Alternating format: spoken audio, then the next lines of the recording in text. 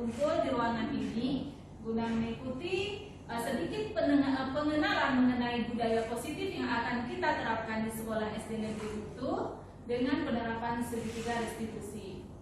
Selamat beriring salam, mari sama-sama kita sanjung sajikan ke pangkuan Nabi besar Muhammad SAW beserta para keluarga dan sahabatnya.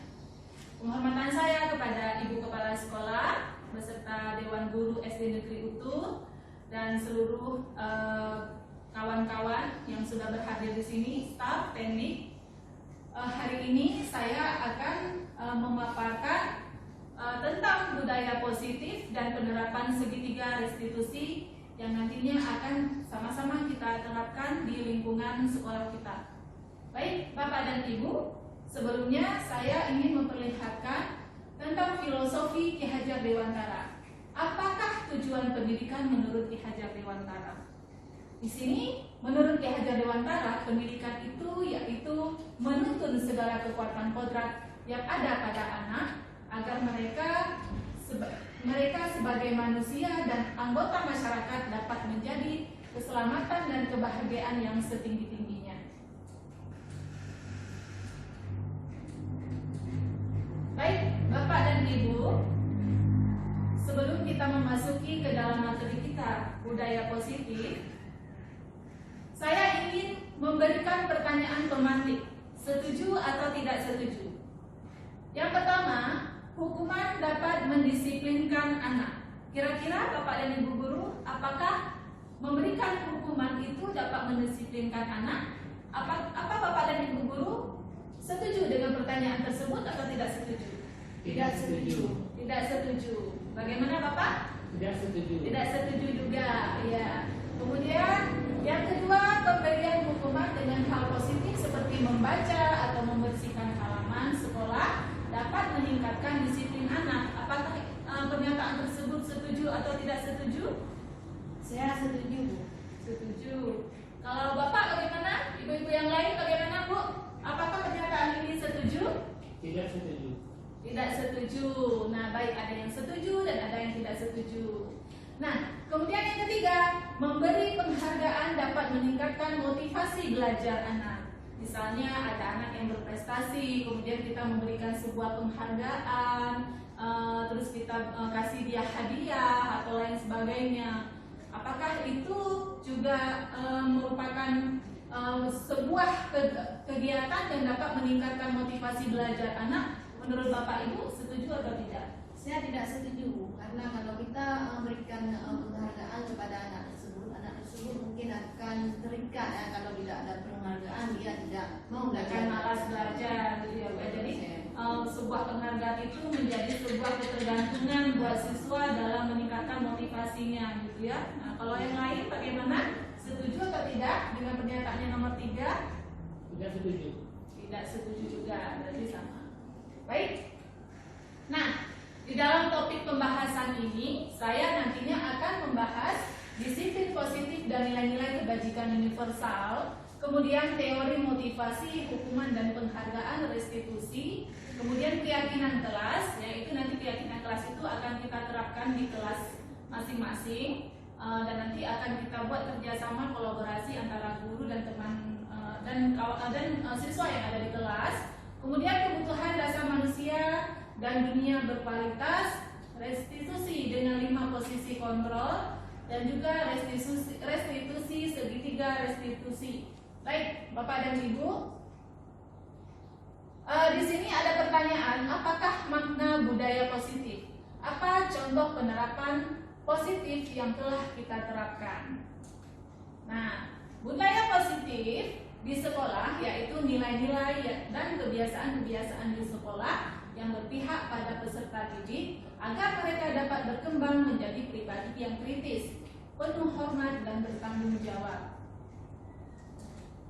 Kemudian bagaimana perubahan paradigma? Kita lihat di sini dari ruang lingkup filosofi pendidikan Ki Hajar Dewantara. Nah, di sini Ki Hajar Dewantara memberikan acuan bahwa pendidikan terhadap anak itu kita harus mengenal dulu, bukan tabula rasa. Semua anak terlahir dengan bakatnya masing-masing, yaitu anak memiliki keunikan masing-masing.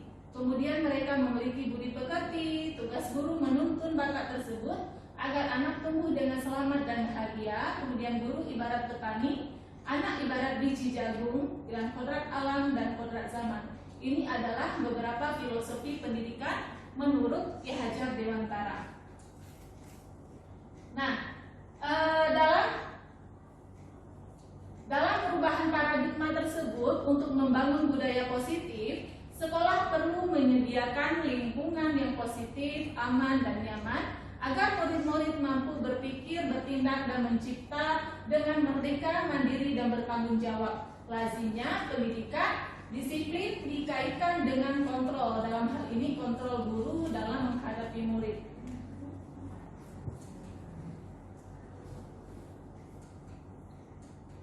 Nah, apa makna disiplin? Disiplin sering dikaitkan dengan tata tertib, teratur, dan kepatuhan pada peraturan. Kata disiplin juga sering dihubungkan dengan hukuman, padahal itu sungguh berbeda karena belajar dengan disiplin tidak harus dengan memberi hukuman. Justru itu adalah salah satu alternatif terakhir dan kalau perlu tidak digunakan sama sekali. Bapak dan Ibu, kita sering sekali melihat dan memberikan disiplin kepada anak, tapi dengan tuntutan itu harus diikuti dan jika dilanggar maka kita akan memberikannya hukuman. Ya seperti itu ya Bapak ya. Ibu juga seperti itu kan? Bagaimana menurut Ibu disiplin di sekolah itu sebenarnya seperti apa, Bu?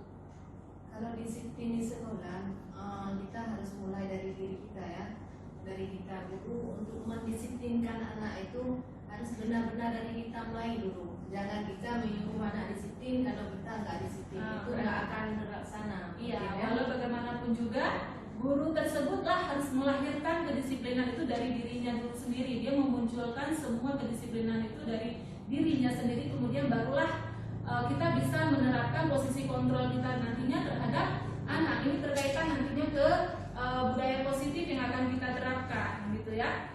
Jadi kalau menurut ibu-ibu yang lain dan bapak, kira-kira siswa kita selama ini sudah menerapkan kedisiplinan nggak di kelas, di sekolah, khususnya sekolah SD kita? Sudah Bu ya, Sudah ya. Dari datang tepat waktu, menjaga kebersihan yaitu dengan terbentuknya piket yang ada di sekolah kita itu Iya. termasuk disiplin ya. Iya. Baik, kita lanjutkan ya. Nah, di sini juga ada beberapa pendapat pendidikan menurut Ki Hajar Dewantara. Kemudian kita masuk ke dalam ini ada diagram Venn mengenai budaya positif. Budaya positif di sini lebih besar cakupannya. Jadi mana di dalamnya nanti kita harus ada aturan kelas. Aturan dalam kelas itu maka akan kita buat keyakinan kelas. Keyakinan kelas itu mempengaruhi lingkungan yang positif sehingga melahirkan budaya positif yang akan selalu kita terapkan dan kita jalani di sekolah kita. Nah, baik. Keyakinan kelas, hukuman, dan penghargaan. Nah, mengapa tidak peraturan saja? Mengapa harus keyakinan kelas? Selama ini kita sudah pernah membuat di kelas itu yang namanya kesepakatan kelas. Kesepakatan kelas itu sama dengan keyakinan kelas. Bapak dan Ibu guru di kelas semua sudah membuat kesepakatan kelas, ya kan? Nah, kenapa harus keyakinan kelas? Kenapa kita tidak membuat peraturan? Memangnya perbedaannya apa antara peraturan dan keyakinan kelas? Gimana, Ibu? Kalau keyakinan kelas itu seperti apa? Keyakinan kelas yaitu kita harus melakukan kolaborasi antara kita sebagai pendidik dengan peserta didik yang ada dalam kelas tersebut atau kesepakatan yang kita sepakati bersama-sama antara Iya. Namun kalau peraturan bagaimana?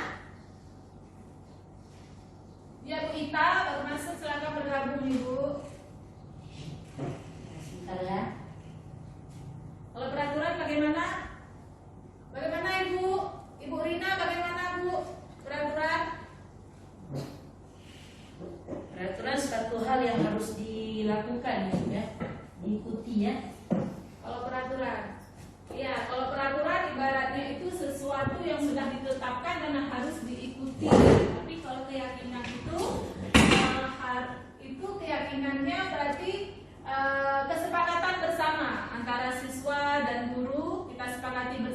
sehingga melahirkan sebuah keyakinan kelas. Berarti perbedaannya itu kalau peraturan memang sudah ditetapkan, siswa tinggal mengikutinya. Tapi kalau keyakinan, kita sama-sama mencari, menemukan apa saja yang harus kita terapkan dan kita jalani sama-sama.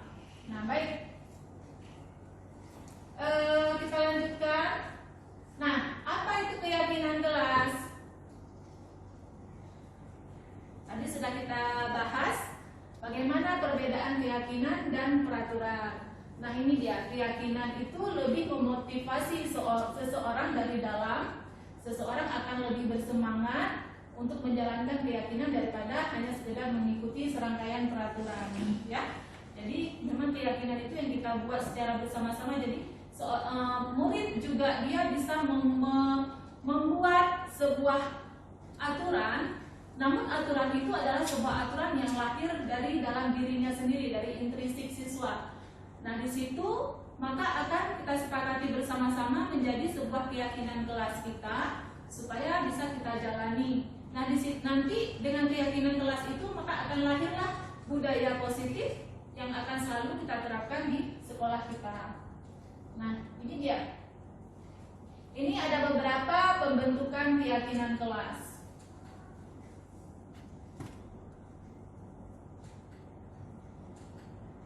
Nah, baik Bapak dan Ibu, di sini saya ingin bertanya antara perbedaan tindakan guru, ya kan?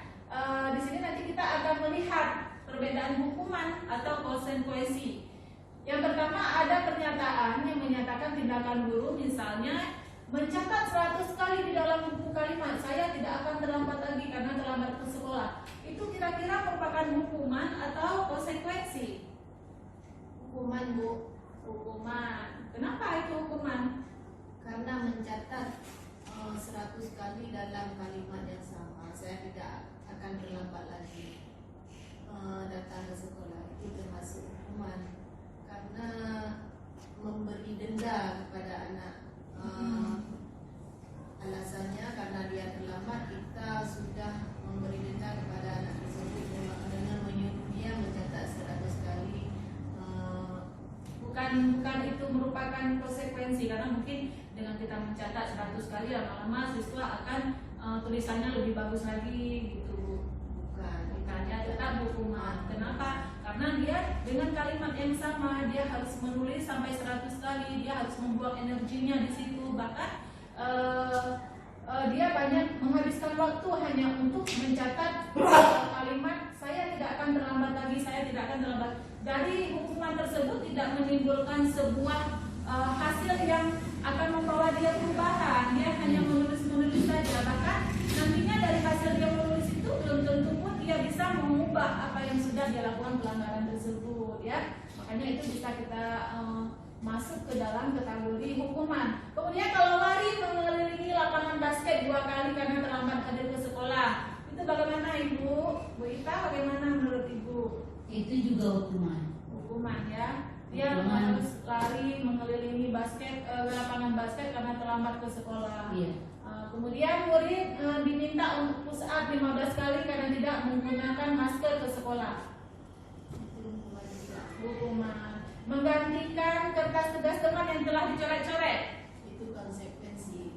Konsekuensi kenapa? Salah. Oh iya, jadi itulah perbedaannya antara hukuman dengan konsekuensi. Kalau konsekuensi berarti dia sudah melakukan kesalahan. Dengan dia melakukan kesalahan, maka dia akan melakukan sebuah konsekuensinya, yaitu harus menggantikan kertas yang sudah dicoret tersebut. Itu konsekuensi, ya.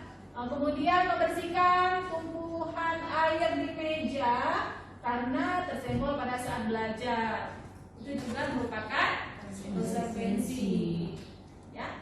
Baik, kita lanjutkan. Ada yang bertanya Bapak dan Ibu mengenai perbedaan kita dalam memberikan sebuah hukuman atau konsekuensi yang terjadi dalam aplikasi sehari-hari siswa kita di sekolah? Kira-kira apa ada contoh yang lain itu yang mungkin kita masih belum tahu itu? Contoh yang seperti ini yang dilakukan siswa ternyata itu adalah sebuah hukuman atau konsekuensi. Mari kita pecahkan sama-sama Bapak dan Ibu. Saya Bu, Gimana Ibu? saya ingin bertanya pada kalimat yang keempat, mengganti menggantikan kertas tugas teman yang telah dicoret-coret. Itu konsekuensi dari katanya kan. Iya. Jadi maksudnya itu bagaimana? Apa dia menulis kembali tugas temannya? Menggantikan kertas tugas teman yang telah dicoret-coret. Dia tidak menulis kembali kertas itu, memang kan tadinya memang kertas utuh, bagus. Kemudian kawannya datang ambil dan mencoret-coret kertas tersebut. Jadi itu konsekuensinya karena dia sudah berbuat salah dengan kawannya, jadi dia harus menggantikan kertas tersebut, bukan untuk disuruh tulis. Jadi menggantikan kertasnya saja itu merupakan sebuah konsekuensi bagi siswa itu untuk menggantikan kertas temannya yang sudah dia coret-coret. Gitu. Maksud saya gini Bu, kalau misalnya kertas tugas itu sudah diisi, sudah diisikan kertas tugas untuk menuliskan tugas, ya kan? Iya. Jadi tugas yang diberikan sudah diisi sama siswa tersebut. Iya. Jadi dicoretlah sama temannya. Iya. Apa dia menulis kembali bagaimana Bu? Nah, kalau pernyataan di sini dia tidak membuat bahwa menggantikan kertas tugas yang sudah diisi. Di sini hanya pernyataannya menggantikan kertas tugas. Nah, jika kita menemukan pada kenyataan real di dalam kelas kita ada kejadian sebuah siswa seperti Ibu Ita bilang tadi yang sudah ada tugas dan nilai dari guru di kertasnya tersebut, kemudian datang kawan lain mencoret-coret, apakah dia harus menulis kembali? Nah, itu disitulah nanti kita akan menemukan dari penerapan keyakinan dan segitiga restitusi nanti bagaimana kita menempatkan posisi kontrol kita manajer di situ dan mencari solusi sama-sama antara siswa yang melakukan pelanggaran dengan siswa yang menjadi korban. Apakah kita akan menggantikan penulisan tugas tersebut atau memang tidak harus digantikan lagi gitu? Itu nantinya akan kita temukan solusinya dengan penerapan segitiga restitusi. Nah, baik Bapak dan Ibu, ada lagi yang lain? Ya, bagaimana Bapak? Jadi antara hukuman dan konsekuensi lebih terarah kemana untuk untuk membuat anak itu menjadi tidak mengulangi lagi. Misalnya hukuman itu dengan konsekuensi kalau kita terapkan apa memang harus jadi hukuman atau konsekuensi? Ya. Maksudnya Pak, bagaimana cara menentukannya ya? Iya. Mana hukuman, mana konsekuensi gitu maksud Bapak? Ya, cara membedakannya gitu Pak.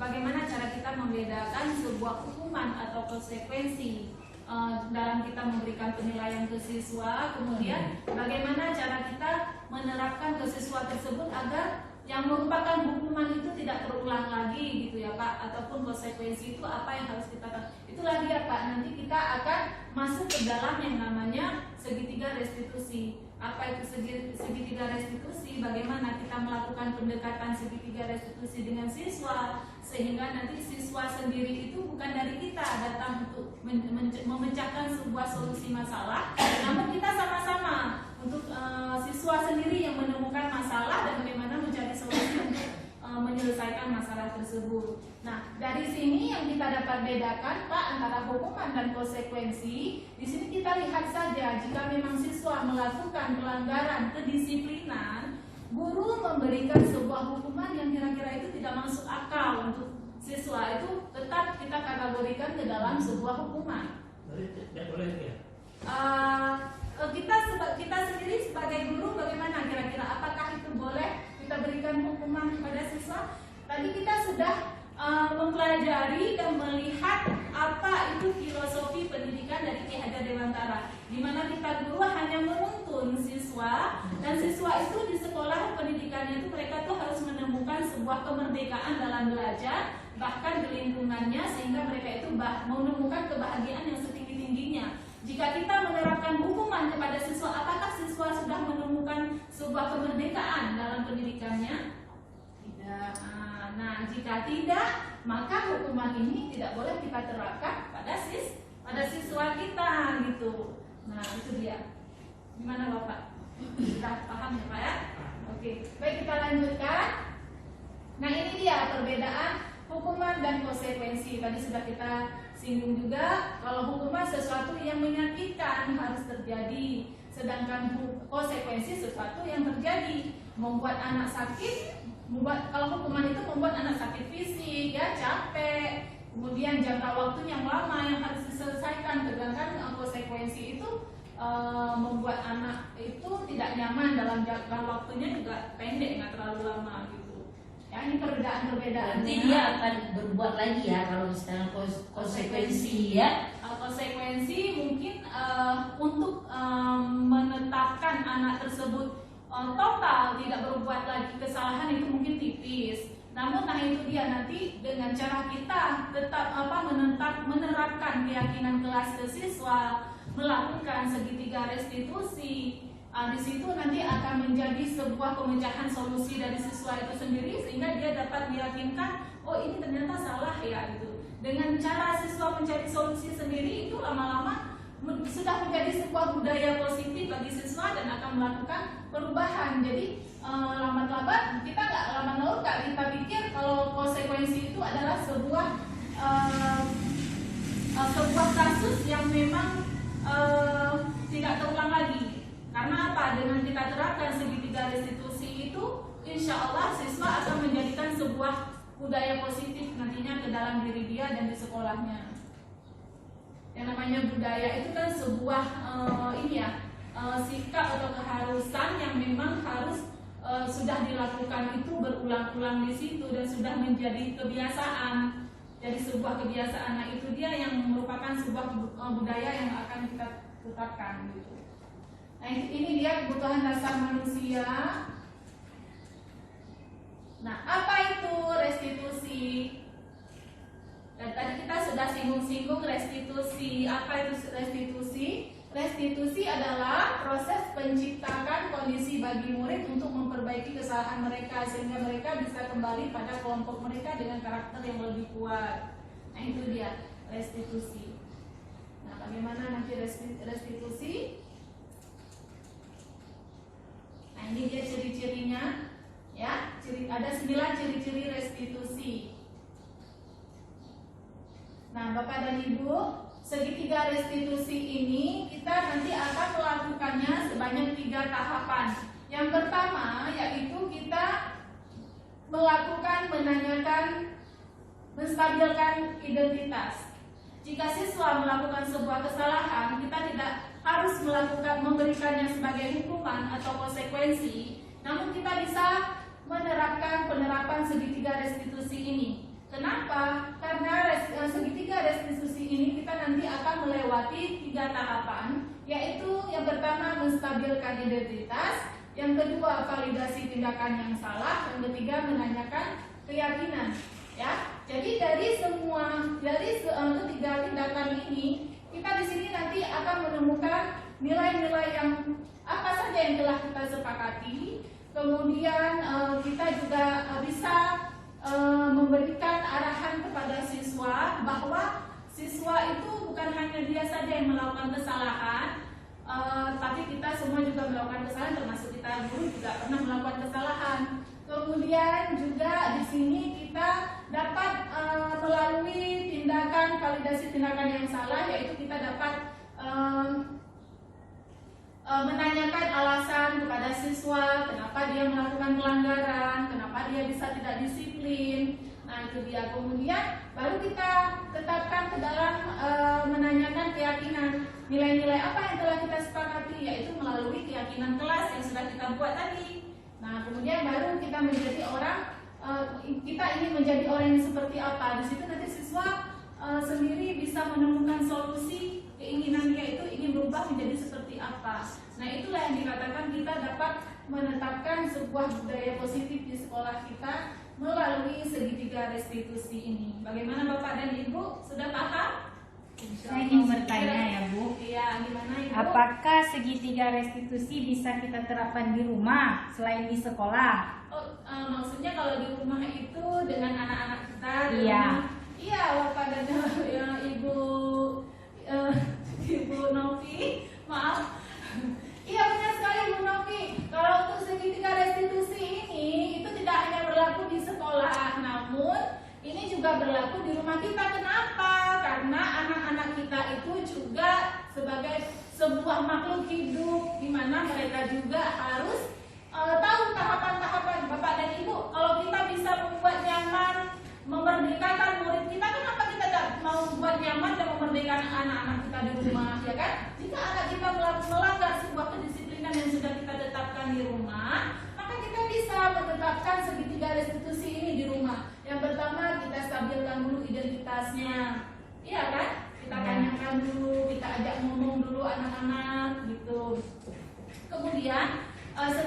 stabilkan identitas anak kita, kemudian kita validasi tindakan yang salah. Kita pasti di situ menanyakan alasan, kenapa kamu bisa berbuat salah? Pasti kamu ada alasannya. Ayo ceritakan sama mama, kenapa kamu tadi bisa berbuat seperti ini. Nah, dengan seperti itu anak kita makin menjadi semakin pede gitu untuk menceritakan dengan pendekatan orang tuanya seperti itu, bukan tidak hanya langsung memberikan hukuman kepada anak gitu. Kemudian nanti berdasarkan lewat cerita anak kita alasannya apa, baru kita meyakinkan sebuah keyakinan. Kita dengan anak kita di rumah juga bisa kita tetapkan sebuah keyakinan, apa saja keyakinan-keyakinan yang bisa kita sepakati dengan anak.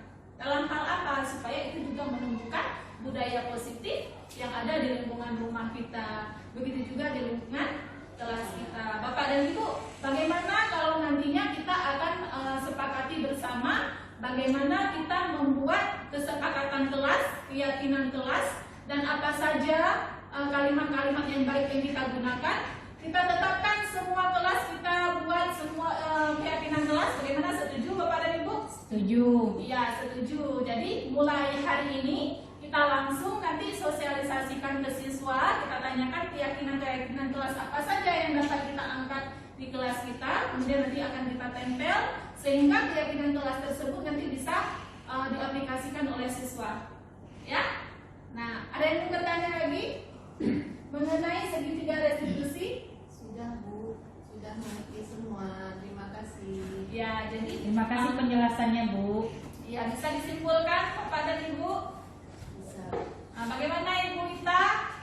Bisa sudah dapat disimpulkan dengan presentasi saya hari ini mengenai segitiga restitusi, dari tadi hukuman, memberikan hukuman kepada siswa, memberikan konsekuensi kepada siswa, apakah yang sudah kita jalani selama ini di sekolah itu sudah benar? Nah, bagaimana? Apakah kedepannya kita akan melakukan penerapan segitiga restitusi ini untuk menumbuhkan budaya positif yang baik di sekolah kita? Insya Allah ke depan kita semua akan melaksanakan budaya positif pada Ya, terima kasih Bu Suwati. Saya juga akan menerapkan segitiga restitusi di kelas saya. Amin. Ya, baik, nanti kita sama-sama saling kerjasama, berkolaborasi. Kita juga nanti menanyakan pendapat dengan anak-anak juga di kelas, supaya sama-sama kita membuat kalimat yang baik untuk keyakinan kelas kita di kelas masing-masing. Baik Bapak dan Ibu, terima kasih atas waktunya. Hanya ini yang dapat saya sampaikan. Kalau tidak kurang saya mohon maaf. Wabillahi taufiq wal hidayah. Wassalamualaikum warahmatullahi wabarakatuh. Waalaikumsalam warahmatullahi wabarakatuh. Assalamualaikum warahmatullahi wabarakatuh.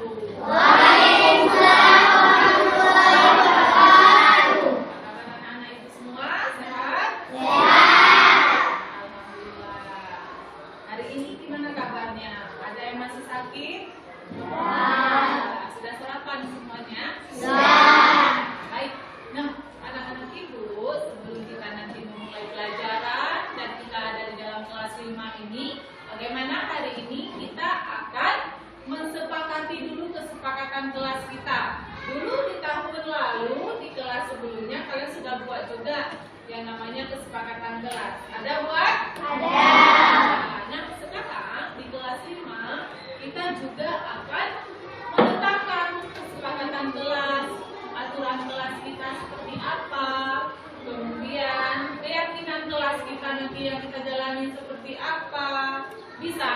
Bisa.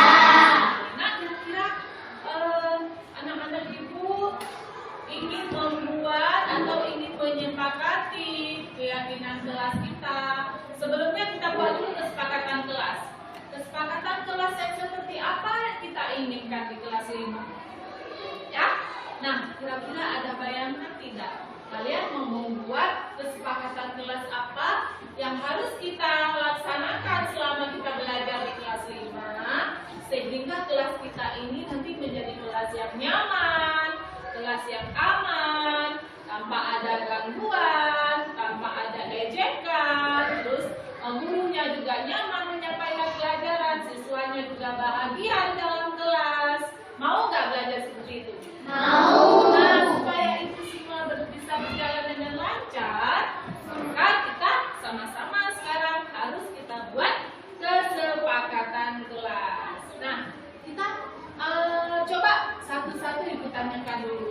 kira-kira peraturan apa yang ingin kita lakukan dalam kelas kita? Apa saja contohnya?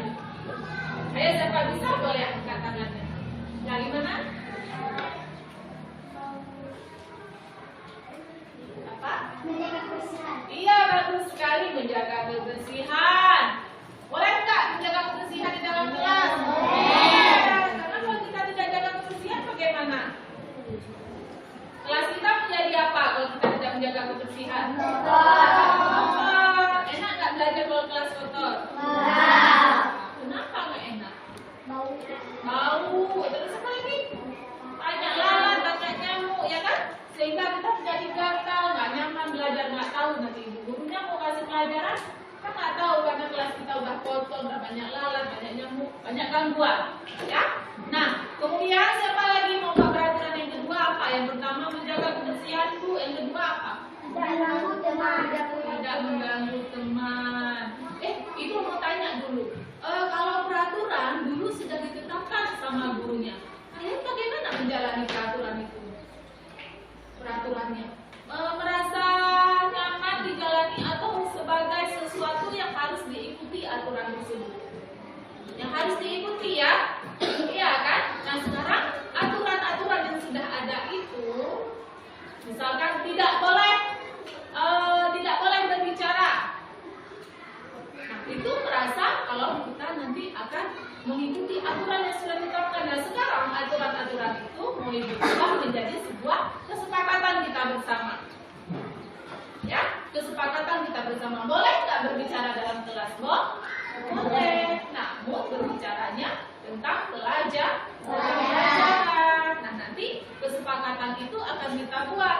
Misalkan berbicara harus jika ingin mengajukan pendapat harus mengajukan tangan, itu adalah kesepakatan. Nah sekarang kita sepakati dulu. Kesepakatan yang pertama tadi tidak boleh membuang sampah sembarangan, apa? Menjaga kebersihan. Kemudian apa lagi yang kedua?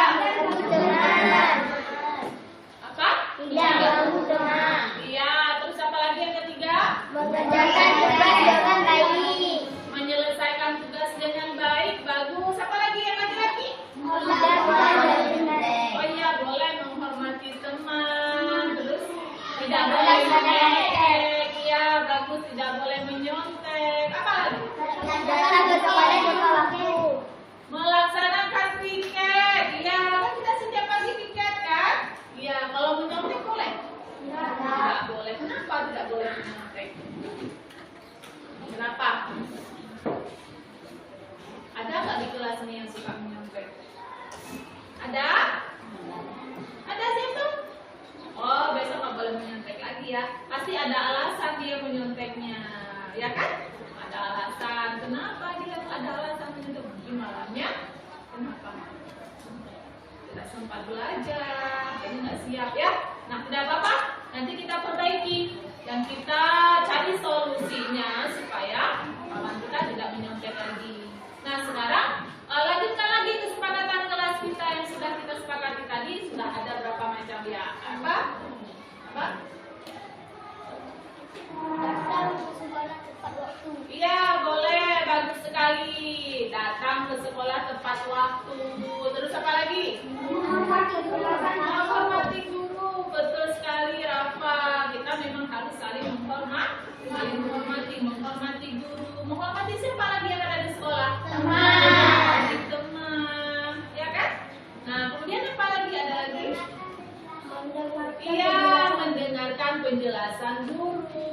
Boleh tidak kalau gurunya sedang menjelaskan di depan atau sedang memberikan materi di sini di kelompok kita maupun di luar, sedangkan kita asik main-main tidak mau mendengarkannya, boleh? Tidak. Namanya kita tidak menghormati guru dan tidak menghargainya. Nah, sekarang apa lagi? Ada lagi nggak kira-kira kesepakatan kelas kita? Nah, kan tidak mengganggu teman, ya? Nggak boleh mengganggu teman. Kenapa kita mengganggu teman? Kalau kita ingin bermain dengan teman, ada cara tersendiri, yaitu kita terapkan budaya apa? 5S, ya benar. Apa saja budaya 5S? S yang pertama apa? Senyum. Ya, terus apa lagi?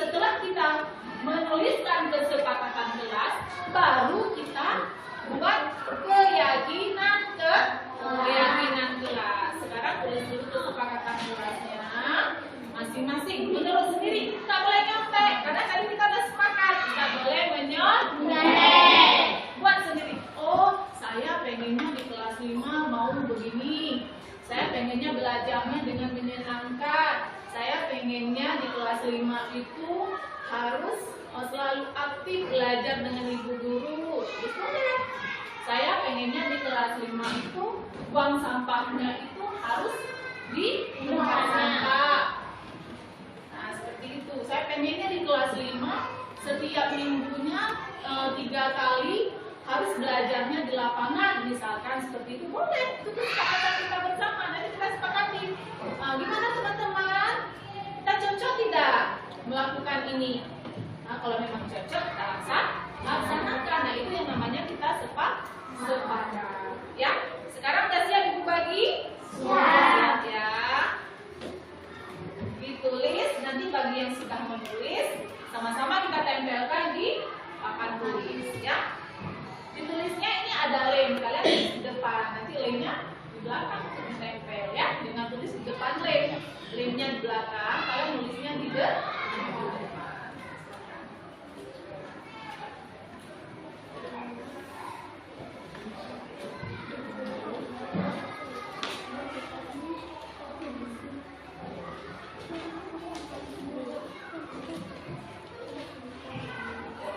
Ini buat kawannya satu ya.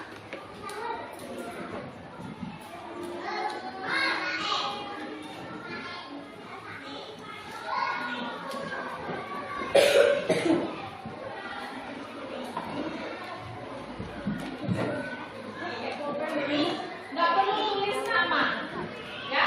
Langsung tulis kesepakatan kelasnya. Nggak perlu tulis nama juga nggak apa-apa, ya.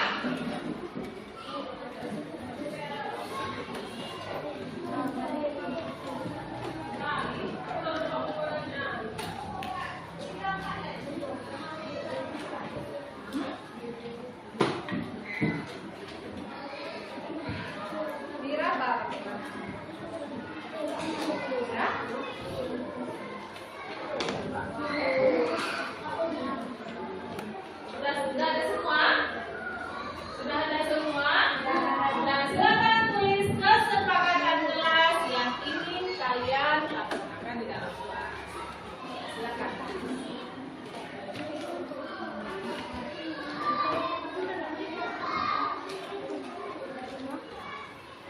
Ada yang sudah siap?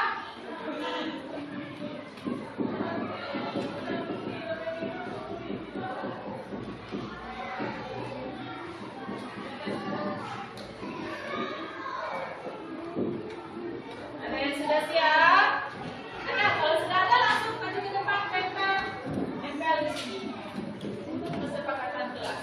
Ayo silakan maju yang sudah siap. Oke, siap.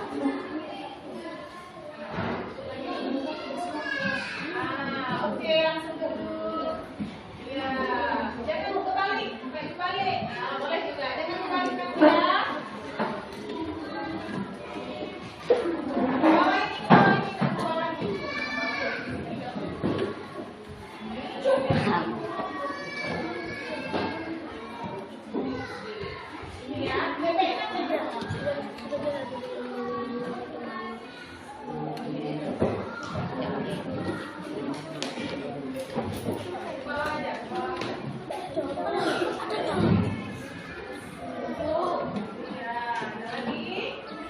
Siapa lagi yang sudah siap? Langsung mulai tempelkan ke depan.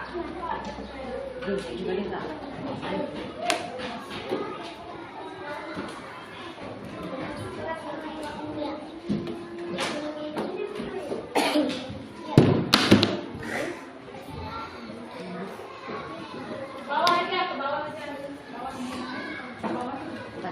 Pak Choi. Pak, nak lên. Nak bên này dùng gì thì nak bên này dùng. Nak bên này dùng gì hay này dùng đẹp cái này nào. Nhà cha bên nhà nào đã phải nhà nào. Nak bên dùng, nak bên dùng jangan nào. Nghe betul. Sudah semua? Ayo yang laki-laki, sudah? Sudah. Ayo angkat. Buat kesepakatan kelas yang ingin kita jalankan di dalam kelas ini. Kira-kira kawan kita pengennya seperti apa? Ya. Sudah? Ada lagi? Sudah selesai? Sudah. Nah, itu dia kesepakatan kelasnya. Ada yang mau membaca ke depan? Ya, silakan. Ternyata ada kesepakatan kelas dari kawan-kawan kita yang banyak sekali. Coba dibaca. Boleh bebas mana aja membaca. Yang pertama apa? Nggak usah dicampur. Oh, datang ke sekolah tepat waktu. Mau disepakati ya? Nah, terus apa lagi? Tidak boleh menyontek. Terus apa lagi? Ya, mengerjakan tugas dengan baik. Terus apa lagi? Mendengarkan penjelasan guru, ya. Nah, banyak sekali kesepakatannya. Tepuk tangan dulu buat dia. Oke ya. Nah, baik. Sekarang ini adalah kesepakatan yang sudah kita sepakati, ya kan? Sudah kita kesepakati bersama. Nah, sekarang dari kesepakatan ini kita akan mengubah ke dalam bentuk nilai-nilai kebajikan. Nah, nilai-nilai kebajikan kita apa saja? Jujur. Terus apa lagi? Nah, sebelumnya ibu pengen kalian menyanyikan dulu lagu Profil Pelajar Pancasila. Bisa? Bisa. Sama-sama kita nyanyikan. Berdiri semuanya. Belajar Pancasila, beriman dan bertakwa pada Tuhan Yang Esa, dan berakhlak mulia, berkebinekaan global, gotong royong mandiri, kreatif dan bernalar kritis.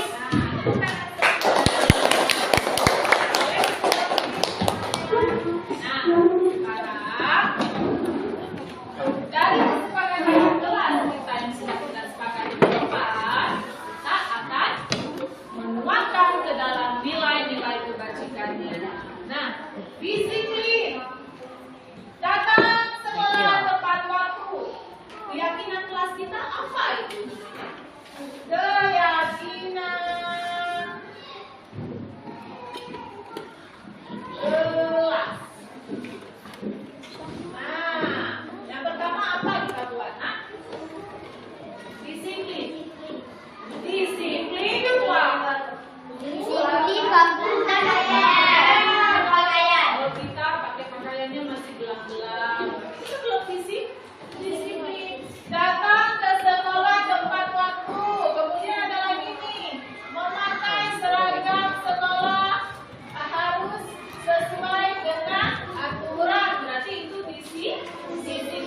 Kita buat disiplin dalam berpakaian dan datang ke sekolah.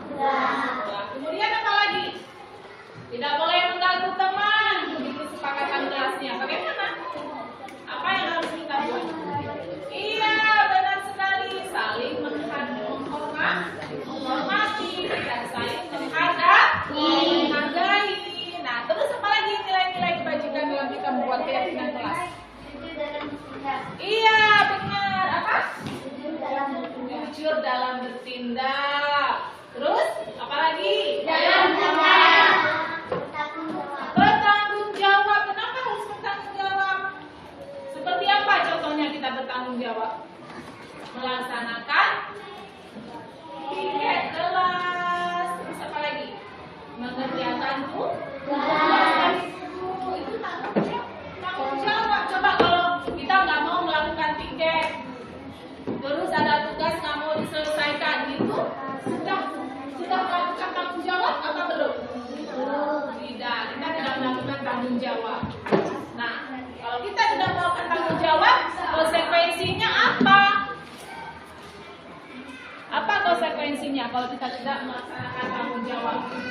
Kita akan menjadi anak yang tidak sukses nantinya, ya kan? Tidak melaksanakan piket, terus kita tidak melaksanakan tugas yang diberikan guru, akhirnya kita ketinggalan pelajaran.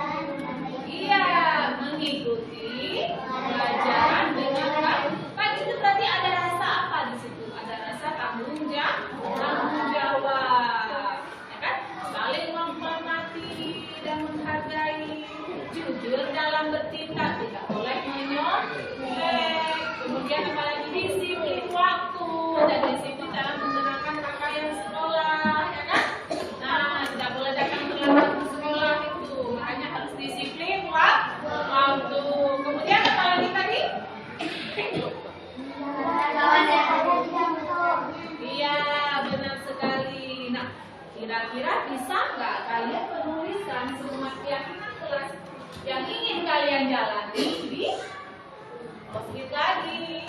Bisa? Bisa. Ibu bagikan ya. Nanti setelah ditulis, nah tempelkan lagi ke depan. Lalu kita membuat kesimpulan keyakinan kelas apa yang akan kita ambil. Ya, saya.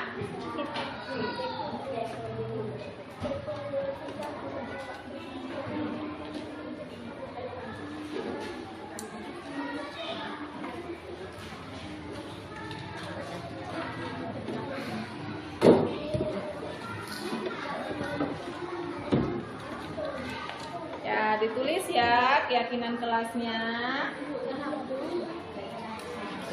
Ya.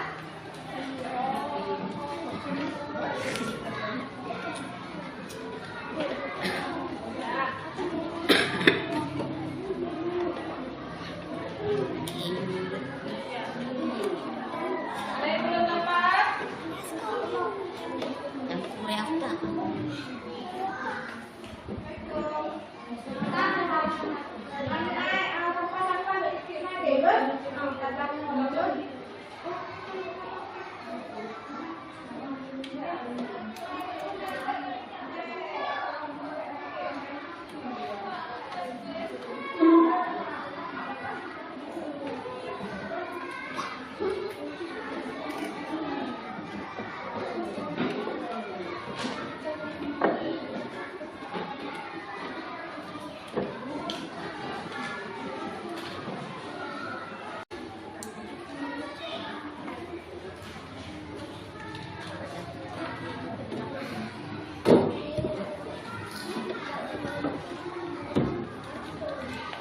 Ya, ditulis ya keyakinan kelasnya.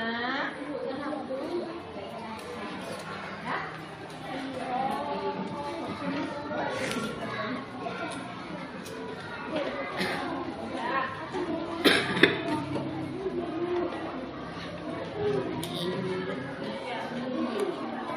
Ada yang belum dapat?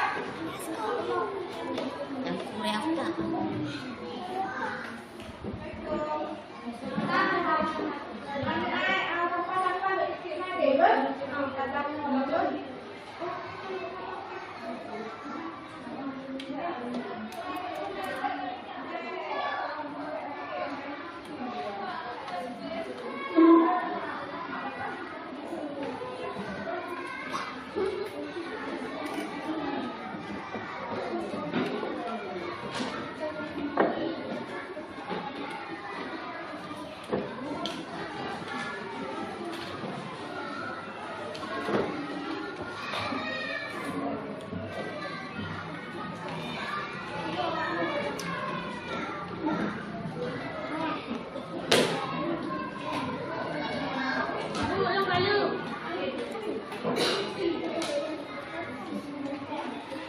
Sudah dapat semua?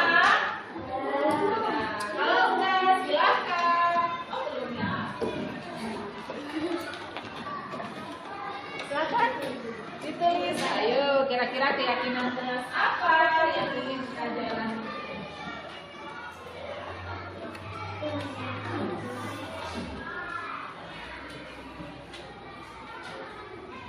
Ada yang sudah siap? Oh, ada yang sudah siap. Ayo, yang sudah siap boleh langsung tempel. Oke. Antri, budayakan antri. Jangan dempet-dempet. Ya. Boleh ke bawah aja. Ke bawah lagi.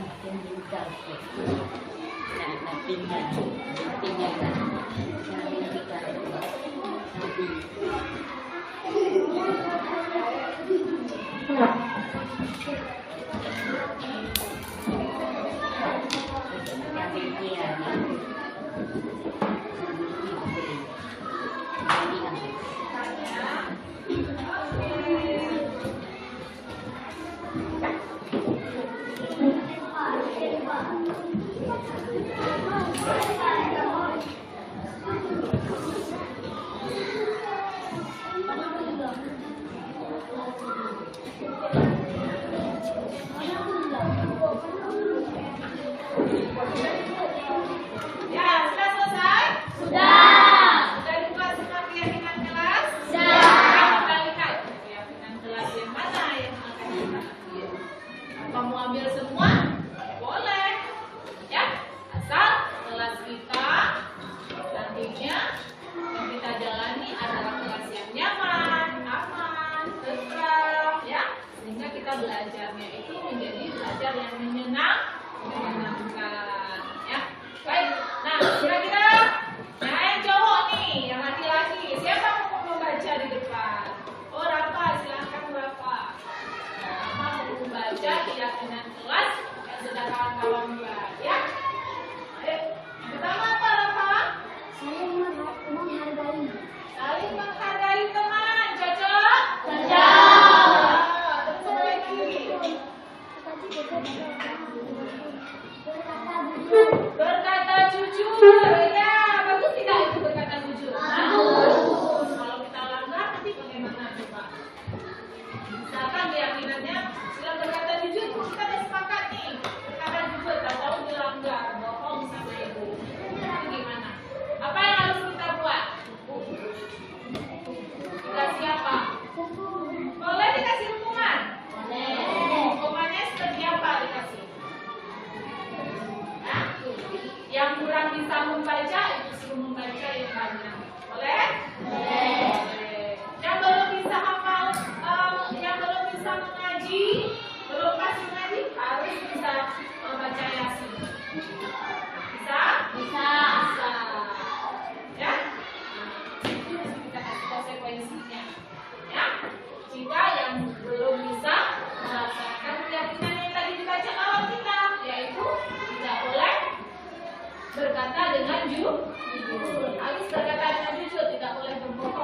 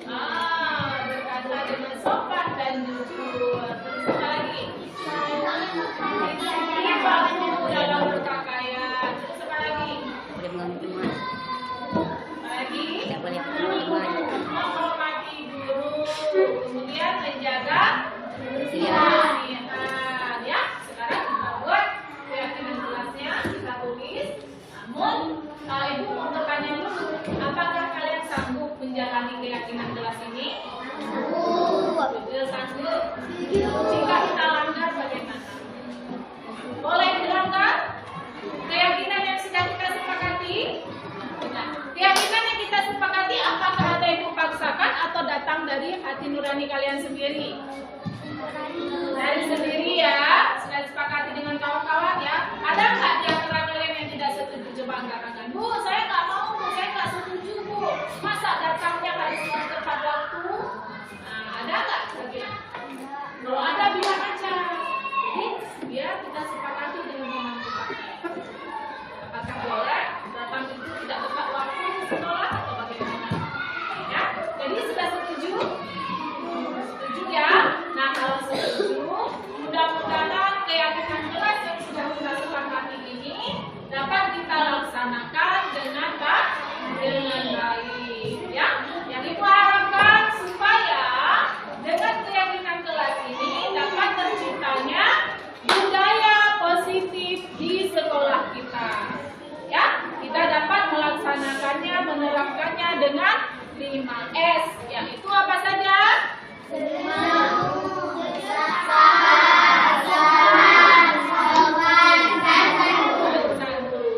Ya, nanti dengan budaya 5S, kemudian kita saling menghargai dan menghormati, saling tolong menolong dengan teman di kelas, bertindak jujur dalam bertindak, jujur dalam berkata, tidak bohong, terus apa lagi? Tanggung jawab, disiplin waktu.